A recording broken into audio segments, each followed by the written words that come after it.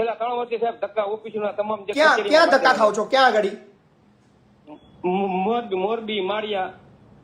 શેના માટે ધક્કા ખાવ છો? કઈ ઓફિસમાં ધક્કા ખાવ છો મને જણાવજો ને. મોરબી જિલ્લા કલેક્ટર ઓફિસ છે. શેના માટે? આ જે મુદ્દા પાણીના મુદ્દા છે, રસ્તાના મુદ્દા છે, એસટી પાણીનો મુદ્દો હોય તો વાસ્મો ડિપાર્ટમેન્ટ હોય તો વાસ્મોની અંદર જવું પડે. તમે દરેક વસ્તુ કલેક્ટર કચેરીએ જાવ તો એનું કામ ના થાય.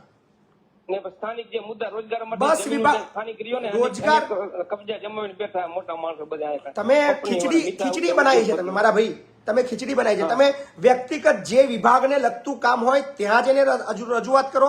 ત્યાં એ બાબતની બધી સાહેબ રજૂઆત કરેલી, પાણી પુરવઠામાં, જીબી માં, બધે વાસ્મોમાં બધી રજૂઆત કરેલી. શેની રજૂઆતો કરી તમે?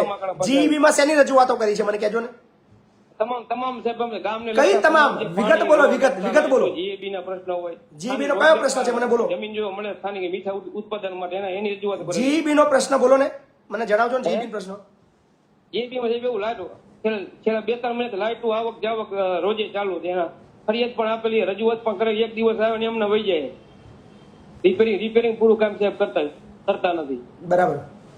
બીજી સ્થાનિક જે મુદ્દા રોજગાર જે જમીનો અમારે આવેલી દરિયાકાંઠે મીઠા ઉત્પાદન માટે, રોજીરોટી માટે, જે આજીવિકા માટે સાહેબ છેલ્લા 3 વર્ષથી અમારા ગામના 50 થી 60 અરજદારો કલેક્ટર ઓફિસમાં માંગણીઓ સાહેબ કરી રહ્યા. બરાબર છે.